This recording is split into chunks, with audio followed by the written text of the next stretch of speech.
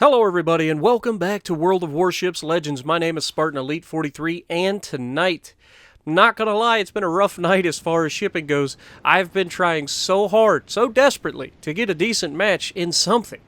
And just nothing quite good enough for me to put on YouTube. You guys know I like to try to put the best possible matches that I can get on YouTube. And I don't like to force up, meh.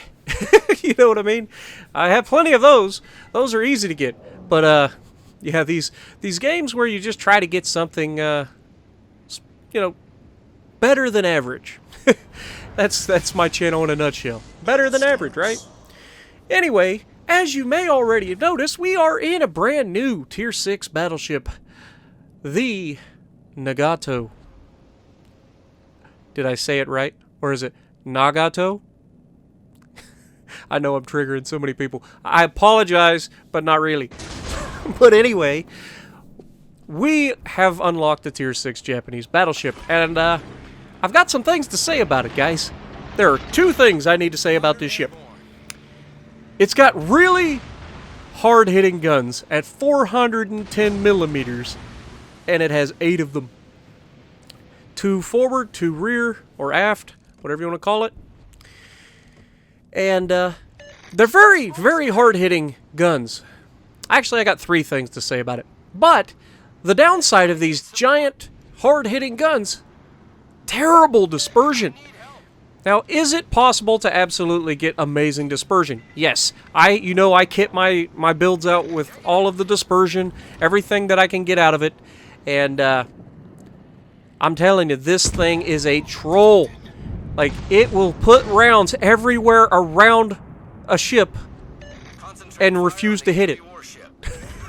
It'll hit on the front side of the ship towards you. It'll hit on the rear side away from you at the same time. You would think at some point one of those rounds has got to go through the ship, right? But no, not in this thing. It refuses. But that being said, it is a very good ship. I actually have enjoyed it, even though I haven't been able to get that special game, and I've been trying so hard to get you guys a good game. I've had a lot of meh games, but nothing good enough that I would consider putting it on YouTube. It's just not quite there. There wasn't anything special that really happened in it. It was just kind of a, alright, we existed and did things. Not a lot of things, but it seemed like every time I would start off a match strong and be able to get some work in, one of 2 things would happen. Either my team just freight trained them, and I mean freight trained them. Like, I would start out getting a good Citadel hit on something, maybe 15, 20,000 damage in the first salvo, and then for whatever reason, it's just like that's the one time I get an amazing team. And they can't miss, and everything they shoot is a Citadel, and the next thing I know, the game is over. It is a, what, 6 to none, we end up finishing with 6 ships left, and it's rough trying to get damage in a battleship when the games are over that fast. But the other thing about this, and you see it sometimes in the oh, there it is. Hello. I was just about to say, it's very difficult to Citadel cruisers from the side with this ship. And the only thing I can figure is it's over penetration. That the round is going straight through the ship and not exploding into the Citadel, but that Miyoko was angled just enough that we managed to pull it off anyway. And that's what I like to point out about cruisers when you're fighting them with big guns. These 16-inch guns that you get on the Iowa and the Colorado, the 16 and a little bit extra that you get on the Japanese so far. What you've got to watch is over-penetrations are a real thing, and they suck. They really do suck. But if you can get cruisers sailing straight at you or straight away from you, that's Citadel City, because you'll punch right through the front or rear of their ship and Citadel them all day long. Like you saw yesterday with the New Orleans, straight through the front of a ship, taking 2 or 3 quarters of his health, like in one salvo from the front guns only. That's fun, all right? But this ship can take a hit. As long as you're not giving too much of your side. Like you can see, I'm giving him a little bit, but I'm trying to angle against him and the ship on my left. Now, the ship on my left isn't that big of a deal because he happens to be a high explosive spammer. And as you can see, we've been sailing in reverse a long time, and this ain't going to be the end of it. We're going to be sailing for a long time in reverse. Until I start getting the upper hand, I am not engaging these guys directly. I'm going to keep sailing in reverse, letting these guys, getting, you know, my rear guns, you'll see me over angle a little bit here, try to get the rear guns on target. And New Mexico is giving us a little bit extra, so we're just going to go ahead, get the front guns, or the rear guns on them, get those extra shells out. Because unlike American battleships, this is, well, I say unlike American, unlike the Iowa, unlike the Iowa, you don't get all of your guns mounted in the front. So you definitely do need to use those rear guns. And it does come in handy, too, for those moments where you can take hits with the front armor, shooting at them while battle tanking, and then once they've already dumped their load, because, you know, battleships have a tendency to do that quickly. Here I notice he's sailing in reverse, or at least it looked like he was, so I go ahead and put it behind him. But while you're able to tank with the front, you can then over-angle after they've already fired and you're not in danger of getting citadeled, and swing the rear guns out there really quickly, actually. Surprisingly quick for a battleship, especially a big battleship. Now, as you can see, I'm coming to a stop here. And just like I said the other day, when you're in a battleship, going from forward to reverse or reverse to forward isn't as good a plan. It seems like it takes forever for you to stop and then change direction. So what I've been doing is I've been just going to stop. And it seems like you stop much quicker when you go into stop than you do. And I don't know if there's physics behind that. Maybe I'm just thinking that I'm doing better. But it does seem to help me. So maybe I'm wrong. Now this Myoko has tunnel visioned the guys into the center of the map. Which is perfect because he doesn't realize that I was just looking at him. And so now we're about to be loaded. We're just going to hurry up, swing the guns. I think he realizes it, but it's too late, Sunshine. I'm going to put the rounds out ahead of you and try and look at that dispersion. That is good dispersion for this thing. And he turns broadside on, and it didn't matter anyway. We had already had him pegged, and he goes down. Finally. But that's just one. There's still 2 more battleships out here just begging for me, and I have not been able to finish this frickin' New Mexico off. And he has given me plenty of opportunities, but the dispersion of this thing, like I said, even with the best possible dispersion build that you can get on this thing, it refuses to hit the target sometimes. Like, stupidly.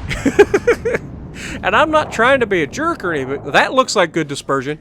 Those look like they're nice. And we get some nice penetrations. A little too far forward to get the Citadel, but good penetrations, good damage, taking him down closer to being finished. And now I'm starting to push. These guys are no longer interested in fighting me and chasing me, so now I gotta take the fight to them. And this is to keep their attention away from the guys that are capping the bases and stuff. I'll be honest, I knew we were winning because I knew that I had brought a good chunk of their team out into the open, as far away from objectives as possible, and I have maintained their attention for this entire time. So I knew that my team had to be getting an advantage everywhere else, right? I mean, it only makes sense. At one time I had, what, a cruiser, 3 battleships looking at me. Now the 3rd battleship went into the inside once we got out of his range, and he's behind a mountain right now, so I can't really do anything with him over there at B. But we're still engaging this New Mexico, and finally, we finally get to finish him off, getting that nice penetration again. Now this Queen Elizabeth has got to be feeling some type of way right about now. Sorry, Boba.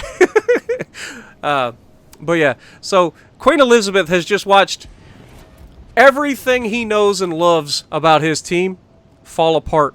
And now all of my attention is focused at his high explosive lobbing booty. Hello, Sunshine. Hold these for me.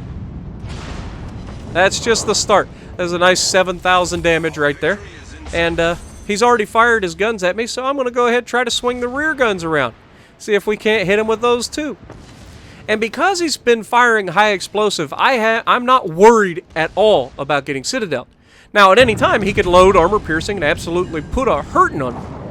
So I've got to be careful there, but he's still firing high explosive, so I'm going to keep being broadside, or I'm going to start sailing away at an angle a bit, do a little bit of bow tanking, or not bow, it'd be stern tanking, which isn't preferable, because if they start shooting shooting armor piercing, they can easily get full penetrations with full salvos, and your health can rapidly deteriorate. But while I don't recommend it normally, this guy has not shown any ability to realize that he can hit the key to turn from armor piercing into, or from high explosive into armor piercing.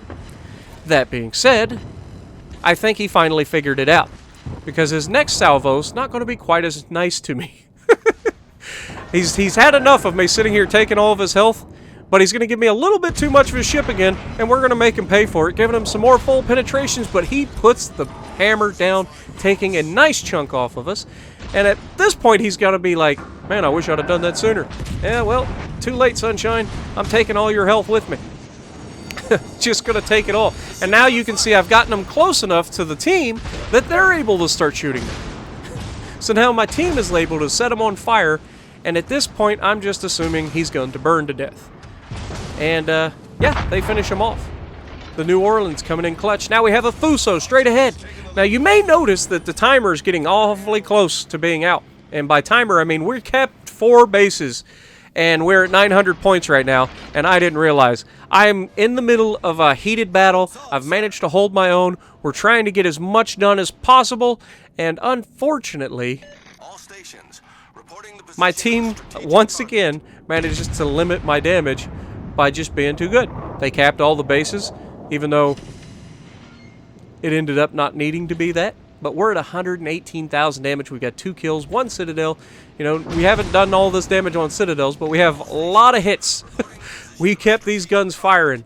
Somebody's going to have to replace these guns after this is over, because I'm pretty sure they're going to be warped. Now, I see this Pensacola, and I'm getting cheeky. I'm like, I'll just keep aiming over here at this guy. Maybe the Pensacola won't notice. Oh, he noticed.